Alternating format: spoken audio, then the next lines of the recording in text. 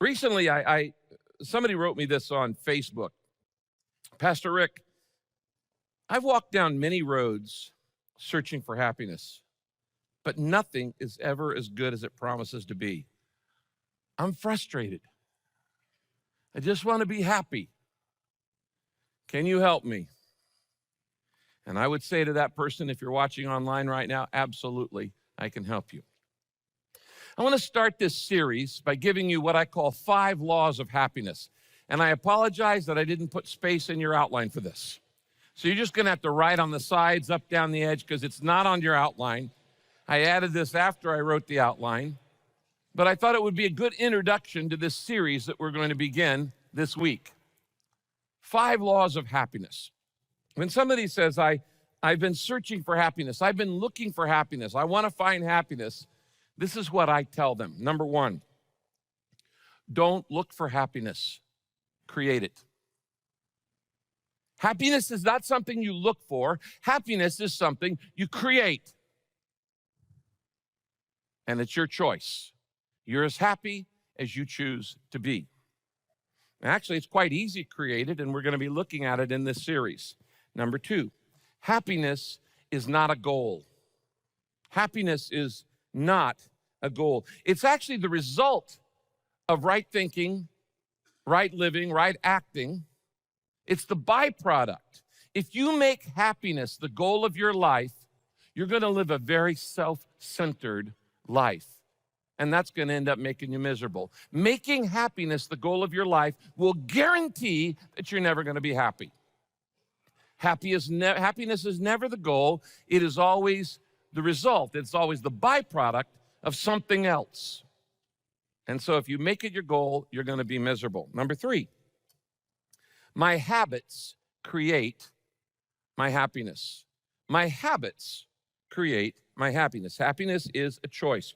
We shape our habits, and then they shape us. And we're going to look at this in detail in this new series, how we shape our habits, and then our habits shape us. And you can create the habits of happiness in your life. Number 4, 4th law. Happiness based on happenings is temporary, but happiness built on habits is long-lasting. I'll say it again.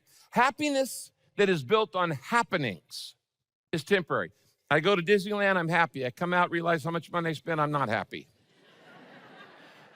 I have the happiness of going to see a movie, everybody's telling me it's great, it's not so great, I come out not happy, disappointed. Anything where you base your happiness on a happening, on a circumstance, on an occasion, as soon as the occasion's over, you lose your happiness. So you don't want that. Happiness based on happenings is short-term. It's temporary. Happiness based on habits is long-term. You can be happy the rest of your life. And number 5, 5th law is this. Happy habits are as addicting as bad habits, but they're a whole lot more rewarding. There aren't the negatives that are given to bad habits. Now, bad habits take some time to develop. You don't develop them overnight. And the same thing with good habits. You don't develop them overnight. But happiness and the habits of happiness can be developed so that they become habitual in your life. Now, this weekend, we're beginning this new series I'm calling The Habits of Happiness. And what we're going to do is we're going to go through the book of Philippians, verse by verse, through the books, through the chapters of Philippians. Now, Philippians is a great book. It's the happiest book in the Bible. The word joy, the word glad, the word enjoy, the word rejoice, the word happy, happiness. These words there are used in various forms 17 times in a very short book. It's the happiest book in the Bible. It was written by Paul, and what's amazing is this happiest book in the Bible is written by Paul while he's in prison in Rome, which means your happiness isn't based on your happenings or your happenstances. And actually what this book is, it's a thank you note. Paul is writing to the church in Philippi, which is a city in Greece that he started, he planted. He's now in prison in Rome, and he's writing to thank them. He's thanking them for financial gifts that they've given to him. He's thanking them for their prayers, for their support, for their love, all these things. And it's actually the most personal book in the Bible. And we're going to look at it together for the next 12 weeks. as we go verse by verse through the book of Philippians. Now, I want to encourage you to bring your Bible with you because you can mark it up as we go straight through the chapters like we do this. If you want to be happy, where do you start? I mean, really, what would you start with? Money, sex, time? What would you start with? You say, we need to learn how to be really happy in life. Paul starts with relationships. With relationships. It is impossible to be happy while your relationships are unhappy. Everybody agree with that? I mean, you can meet all kinds of people. They got all kinds of money. They've got all kinds of fame. They've got every kind of pleasure you can imagine. But if they're in the middle of a divorce, they're not happy. If your relationships are unhappy, your life is going to be unhappy. So Paul, when he starts talking about and modeling the habits of happiness, he begins right off the bat, the first 11 verses of Philippians chapter 1, talking about how do you have happy relationships? How do you have healthy relationships? So we've got to start here before we can go anywhere else in the habits of happiness. Now, in the first 11 verses, Paul makes his description of his relationship. He describes his relationship to the people of Philippi, and he gives us 4 statements. And we're going to come back and look at these as habits you can develop to have healthier, happier relationships. Let me read it to you. Philippians chapter 1. This letter is from Paul and Timothy, slaves of Jesus Christ. It's written to all of God's people in Philippi who believe in Jesus Christ, and the elders and the deacons of the church. May God our Father and Lord Jesus Christ give you grace and peace. That's his introduction. Now he gets into his first subject. He says, every time I think of you, I give thanks to my God. I always pray for you, and I make my request with a heart full of joy, because you've been my partners in spreading the good news about Christ from the time you first heard it until now. And I am confident that God, who began this good work within you, will continue his work until it's finally finished on the day when Jesus Christ comes back again. Now, it's right that I should feel as I do about all of you, for you have a very special place in my heart. We've shared together the blessings of God, both when I was in prison, when I was out, defending the truth and telling others the good news. And God knows how much I love you and how I long for you. Can't you see the personal nature of this book? How much I love you and long for you with the tender compassion of Christ Jesus. And I pray that your love for each other will overflow more and more.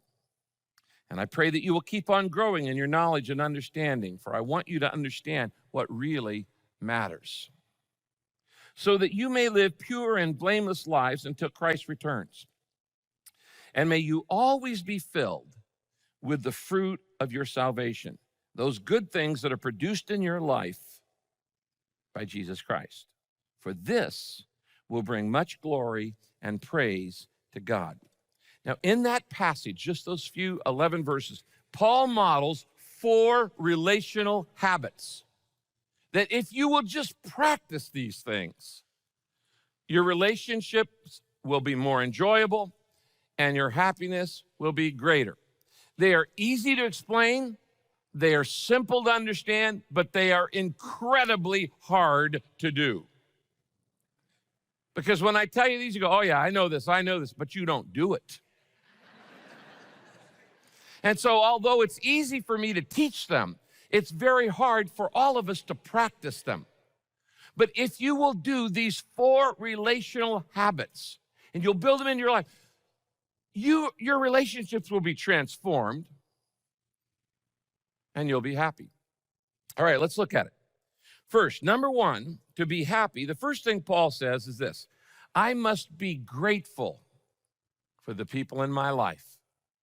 I must be grateful for the people in my life. Study after study after study after study after study link gratitude to happiness. It's been proven over and over by psychologists, sociologists, and others that the more grateful you are, the more happy you are. The more ungrateful you are, the more unhappy you are. And if you want to have good relationships, you start with the attitude of gratitude. You will be far happier, you will enjoy your relationships more if you will develop the habit of being grateful for the people in your life.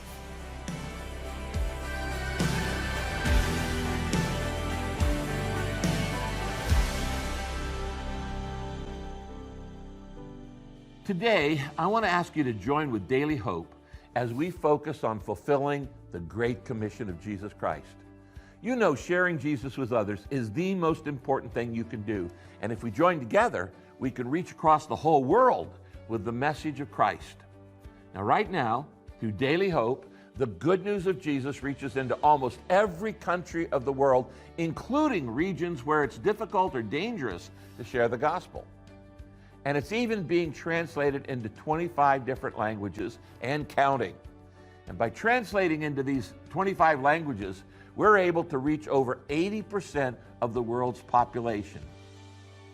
That's why I'm so excited to tell you that some incredibly generous friends have stepped forward and offered to double every single dollar you give in support of Daily Hope. Thanks to the matching grant, your gift will now go twice as far, and together, we can watch God transform the lives of people with the hope of Jesus Christ. When you give to Daily Hope, you're helping share the hope of Jesus with people everywhere. And right now, your gift will be doubled by the $50,000 matching grant. And we'll send you Pastor Rick's The Habits of Happiness Bible Study book to say thanks.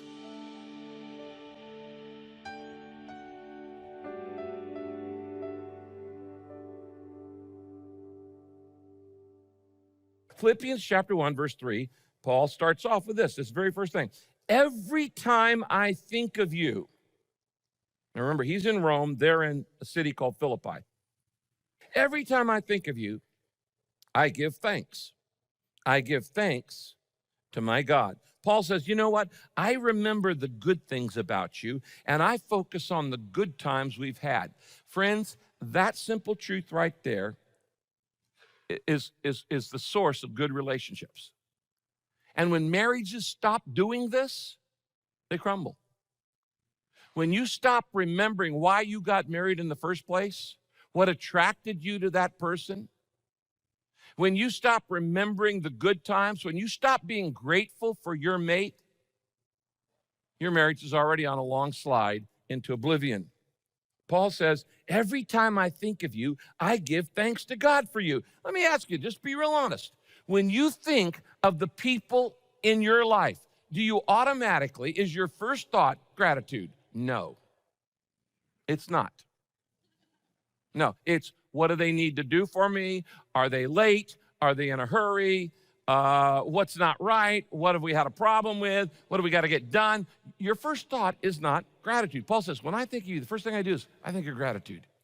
I'm grateful for who you are. I'm grateful for what you've done. Now, here's the problem with this. The problem with this is the longer you know someone, number one, the more you take them for granted. Isn't that true? The longer you know someone, the more you take them for granted. The more you focus on their faults, and the easier it is to remember bad times. I don't know why it is, but it's easier to remember bad times than it is happy times. Paul says, every time I think of you, I give thanks. If you would just develop this habit that whenever you think of the people in your life, your friends, your neighbors, your husband, your wife, your kids, your relatives, whatever, that the first thought is gratitude, it's going to change your relationship. Now, that's a habit you have to develop. It does not come natural. We are not by nature grateful people. We are by nature discontented people. We are by nature always wanting more, wanting things to be different. Philippians chapter 1, verse 5, Paul says it again. I thank God. I thank God for the help that you gave me. Now, if you know the story of this church that he started there was a woman named Lydia who was a businesswoman who opened up her home. And he says, from the very first day, you welcomed us. And you helped us from the very first day. And then, as I said, several times in Paul's travels, the Philippian church was funding Paul's missionary journeys. And in this particular instance, they had sent a man named Epaphroditus all the way to Rome to bring him a financial gift because Paul was in Rome by himself in prison. And Epaphroditus had nearly died on the way. We'll get to that later in the book.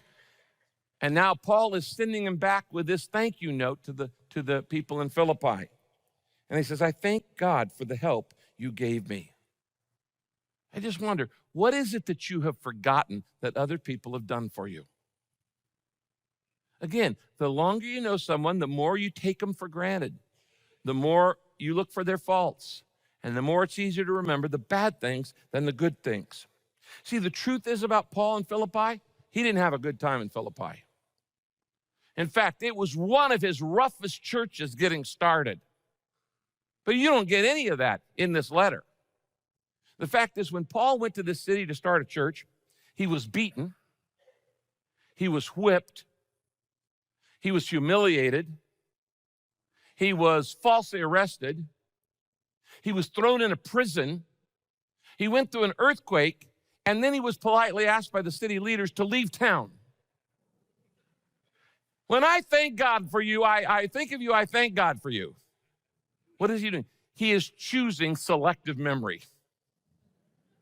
This was not a happy place all the time. It wasn't all sunshine and lollipops and roses and rainbows and My Little Pony. It was a lot of bad stuff that happened. But Paul chose not to dwell on painful memories. Are you still living some painful memories with some people in your life? You've never let them off the hook. And you can't enjoy a relationship because you're still holding on to the past. Would you write this down? Memories are a choice. Memories are a choice. I remember hearing a story one time about two women talking, and one of the wives said to the other wife, said, don't you remember that time when your husband did da-da-da-da-da-da-da? And she said, I distinctly remember forgetting that. That's a choice. Your memories are a choice. Now, if you want to hold on to your painful memories, go right ahead, but you're not going to be happy.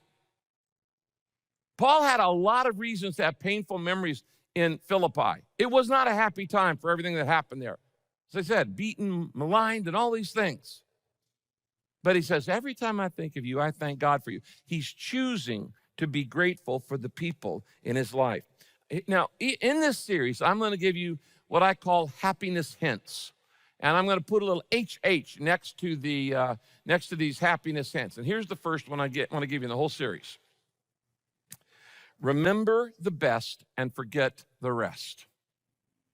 If you want to be happy, remember the best and forget the rest. Develop selective memory. By the way, September 21 is World Gratitude Day. Did you know that? It's World Gratitude Day, according to the United Nations. So here's my assignment for you this weekend. I want you to go home, make a list of the people in your life, and write down 5 or 10 things you can say, I'm really grateful for these things in their lives. It's the first habit. The attitude of gratitude will transform your relationship. If you're not grateful, you're going to have all kinds of complaining, worrying, all kinds of other things. I've got to be grateful for the people in my life. Number 2. The second habit of happiness in relational happiness is this. I need to not only be grateful for the people in my life, I need to pray with joy for the people in my life. I need to pray joyfully. I need to pray with joy for the people in my life. Now, Paul is praying, as we just read this passage, praying for these people. How would you like to have the Apostle Paul praying for you? You think that would help? The guy who wrote much of the New Testament, don't you know those Philippians thought, hey, this is pretty cool. Paul is praying for us. Doesn't it encourage you to know when somebody is praying for you? Yes, it does. It encourages you. In fact, the thing that keeps me going is your prayers. And when people say, I'm praying for you, Pastor Rick, I take that serious because it's what I move on. It is that power that I move on. Paul says in verse 4, he says this, I always pray for you. Now that's part of it, but notice the rest of the verse. And I make my requests, when he's praying for you, he says, with a heart full of joy. Now I want you to just a minute, think of somebody who irritates you. Don't look at them, just think of them. Okay? Maybe somebody you've got a strained relationship with, or they just kind of rub you the wrong way. I have two questions for you. Number one, do you pray for them? Okay, do you pray for it? Or do you just complain and grumble and nag and nitpick? If you prayed more, you'd have a lot less to grumble, complain, nag, and nitpick about. So you can decide, does nagging work? No. Does prayer work? Yes. So why do you do more of the thing that doesn't work than does? Paul says, I pray for you, and you need to pray for the people in your life. But then he says, I pray for you, making requests with a heart full of joy. When you do you pray with joy? And let me give you a little secret here. There are things in people's lives around you you'd like to change. You don't want to change yourself. You want them to change. If she would just do this, if she would just do that, if he would just do this. And we always want to change other people. You can't. You can't change anybody. You cannot change anybody. They can only change themselves, and you can only change yourself. So all of that, trying to change your change program doesn't work. But you can pray, and God can change people. You might write this down. Positive praying is more effective than positive thinking. You know, people read all these books about positive thinking. Well, okay, there's nothing wrong with that. I mean, I'm sure I'd rather have you thinking positively than negatively. But all the positive thinking in the world isn't going to change your husband or your wife or your child or your friend or your situation. Positive thinking is not enough. Positive thinking can change you, but it can't change somebody else. But positive prayer can. So positive prayer is more powerful than positive thinking. So I want you to write this down. Here's my little happiness hint. The quickest way to change a bad relationship to a good one, the quickest way, start praying for them. Start praying for them. It'll change you, and it can change them. Start praying for them. You say, well, what do I pray? Well, I would encourage you to pray what Paul prayed. And in verses 9 to 11, we have what Paul prayed. Here's what he says. And this is my prayer, that your love may abound more and more in knowledge and depth of insight, so that you may be able to discern what is best, and that you may be pure and blameless until the day of Christ, and that you may be filled with the fruit of righteousness that comes through Jesus Christ to the glory and praise of God. What does he say? 4 things you can pray. Write these down. 4 things. Pray, and I would say pray these for your kids, pray these for your friends, pray these for your boyfriend, your girlfriend, pray these for your boss, pray these for me, anybody you care about. Pray with joy for the people in your life, and you pray these 4 things. First, pray they will grow in love. Pray that they will grow in love. Paul says that your love will grow more and more. Number 2, he says pray that they will make wise choices. Pray that the people in your life, in your family, in your friends, in your neighbor, pray that they will make wise choices. Verse 9 and 10 says that you will know and fully know and understand how to make the right choices. 3rd thing to pray for the people in your life. Pray they will live with integrity. Pray that they will live with integrity. Paul says, I pray that you may live pure and blameless lives until Christ returns. And the 4th thing to pray is pray that they will become like Jesus. Parents, there's your prayer agenda right there. Husbands, wives, friends, there's your prayer agenda right there. Pray that they will become like Christ. Verse 11, that you will be filled with the fruit of righteousness that comes through Jesus Christ to the glory and praise of God. Circle the word fruit. What fruit's he talking about there? Well, we call it the fruit of the Spirit. The fruit of the Spirit is the character of Jesus. Galatians 5:22 and 23 says this. The fruit of the Spirit is love and joy and peace and patience and kindness The fruit of the Spirit is goodness and faithfulness. The fruit of the Spirit is gentleness and self-control. What is that? It's a perfect picture of Jesus. Now, these four things, you can pray them for me any day of the week. Pray that I will grow in love. Pray that I will make wise choices. Pray that I will live with integrity. Pray that I will become more and more like Jesus. You can pray these for yourself. You can pray these for your spouse. And you know what? You can know they will be answered. Why? Because they're in the Bible. This is not a prayer you go, if it's your will, God. This is God's will. It's in the Bible. So you know God wants to answer that prayer.